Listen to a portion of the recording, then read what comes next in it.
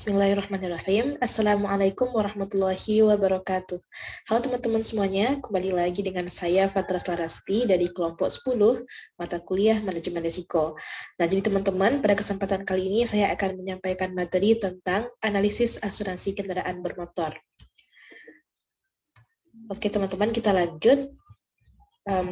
Pokok pembahasan pada video kali ini ada 4, yaitu yang pertama, pengertian asuransi kendaraan bermotor, yang kedua, produk-produk asuransi kendaraan bermotor, yang ketiga, risiko yang ditanggung oleh asuransi kendaraan bermotor, dan yang keempat, risiko yang tidak ditanggung oleh asuransi kendaraan bermotor. Kalau gitu kita lanjut pada pokok pembahasan pertama, yaitu tentang pengertian asuransi kendaraan bermotor. Nah, jadi teman-teman, sebelum kita mengetahui apa yang dimaksud dengan asuransi kendaraan bermotor, maka kita perlu tahu yang namanya kendaraan bermotor itu sebenarnya apa sih gitu ya. Nah, jadi menurut pasal 1, angka 6 dan 7 Undang-Undang nomor 17 tahun Undang-Undang nomor 14 tahun 1992 tentang lalu lintas dan angkutan jalan mengatakan bahwa kendaraan itu adalah suatu alat yang dapat bergerak di jalan, terdiri dari kendaraan bermotor atau kendaraan tidak bermotor. Nah, yang dimaksud kendaraan bermotor itu adalah kendaraan yang digerakkan oleh peralatan teknik yang berada pada kendaraan itu. Baik, kita lanjut ke pengertian asuransi kendaraan bermotor. Nah, jadi asuransi kendaraan motor atau motor vehicle insurance itu adalah suatu pertanggungan yang memberikan perlindungan kepada pemilik kendaraan bermotor atau pihak-pihak yang berkepentingan atas kendaraan bermotor tersebut yang disebabkan oleh kerugian dan kerusakan fisik atas kendaraan bermotor serta kerugian akibat tanggung gugat yang harus ditanggung oleh pemilik atau yang memiliki kepentingan atas kendaraan itu atau sebab-sebab lainnya yang ditegaskan dalam polis. Oke teman-teman, sekarang kita lanjut pada pokok pembahasan yang kedua, yaitu produk-produk asuransi kendaraan bermotor.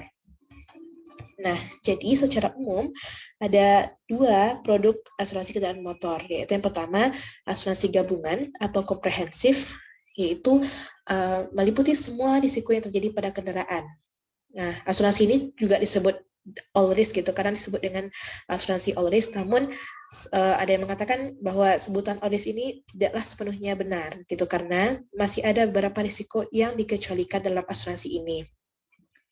Nah, mengapa asuransi ini disebut asuransi gabungan atau komprehensif? Karena dalam asuransi ini ditawarkan dengan jaminan tanggung gugat terhadap pihak lain atau pihak ketiga. Nah, kerugian atau kerusakan yang dapat diganti oleh asuransi gabungan atau komprehensif ini yaitu mulai dari kerugian akibat tergores, penyok, kehilangan bagian kendaraan, hingga kerugian total. Setiap klaim akan dikenakan biaya risiko sendiri, di mana biaya tersebut harus ditanggung oleh pemegang polis setiap kali kejadian pada saat mengajukan klaim. Nah, yang kedua, produk asuransi kendaraan motor ini adalah asuransi total loss only. Nah, jadi asuransi ini hanya meliput apabila kendaraan nasabah itu hilang atau mengalami kerusakan minimal 75%. Nah, jaminan dalam pertanggungan ini itu tetap menggunakan ketentuan seperti pada pertanggungan komprehensif tadi, teman-teman. Karena penggantian baru bisa diperoleh setelah ada kerusakan yang besar atau kehilangan, tentunya pertanggungan jenis ini pun lebih murah bayar preminya itu dibanding jenis asuransi komprehensif tadi. Biasanya jumlah premi yang harus dibayar untuk asuransi total loss only ini mencapai 50%, bahkan lebih rendah dibandingkan premi asuransi komprehensif. Nah, selanjutnya kita lanjut pada pembahasan yang ketiga, yaitu risiko-risiko yang ditanggung asuransi kendaraan bermotor. Nah, jadi ada beberapa risiko yang dapat ditanggung, yaitu yang pertama, kerugian atau kerusakan kendaraan bermotor yang disebabkan oleh tabrakan, benturan, terbalik, tergelincir dari jalan, perbuatan jahat orang lain, pencurian, kebakaran, dan sambaran petir.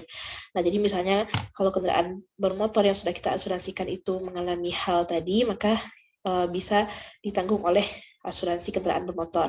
Kemudian risiko yang kedua adalah kerugian atau kerusakan yang terjadi selama penyeberangan dengan kapal feri atau alat penyeberangan resmi lain yang berada di bawah pengawasan Direktorat Jenderal Perhubungan Darat.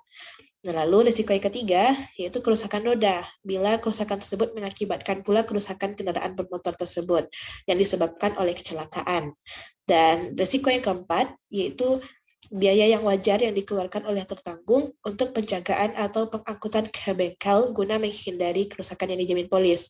Tapi ini setinggi-tingginya sebesar 0,5% dari jumlah pertanggungan tanpa diperhitungkan dengan risiko sendiri. Oke teman-teman, kita lanjut ke materi terakhir, yaitu risiko-risiko yang tidak ditanggung asuransi kendaraan bermotor. Nah, jadi tidak semua asuransi itu tidak semua risiko itu dapat ditanggung oleh asuransi kendaraan motor.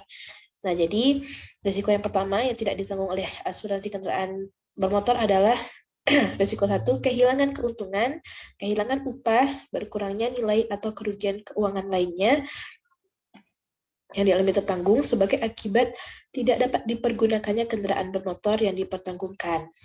Lalu risiko yang kedua yang tidak dapat ditanggung asuransi yaitu kerusakan atau kehilangan peralatan tambahan yang tidak disebutkan dalam ikhtisar pertanggungan sebagai akibat suatu kecelakaan atau sebab lain. Kemudian yang ketiga, kerusakan atau kehilangan kendaraan bermotor yang dipertanggungkan baik sebagian maupun seluruhnya sebagai akibat dari penggelapan. Nah, kalau misalnya hilang kendaraan motor karena penggelapan itu tidak ditanggung asuransi. Kemudian yang keempat, kerugian atau kerusakan kendaraan motor yang dipertanggungkan sebagai akibat perbuatan jahat yang dilakukan oleh tertanggung. Kalau misalnya yang tertanggung sengaja gitu merusak kendaraan motor dan sebagainya itu risikonya tidak ditanggung oleh asuransi, teman-teman. Kemudian yang kelima, kerugian atau kerusakan kendaraan bermotor yang dipertanggungkan baik langsung maupun tidak langsung disebabkan oleh gempa bumi, letusan gunung berapi, angin topan, banjir, perang, penyerbuan, aksi musuh asing, dan sejenisnya. Oke teman-teman, ini adalah asuransi yang saya referensi yang saya gunakan dalam membuat materi asuransi kendaraan motor ini. Ada 4 referensi. Teman-teman bisa lihat di slide ini. Oke. Baiklah teman-teman, sekian yang dapat saya sampaikan pada video kali ini. Mohon maaf jika terdapat kesalahan. Jika teman-teman ingin menambahkan atau melengkapi materi ini, silahkan disampaikan di kolom komentar. Saya ucapkan terima kasih karena telah menonton video ini, dan saya akhiri. Wassalamualaikum warahmatullahi wabarakatuh.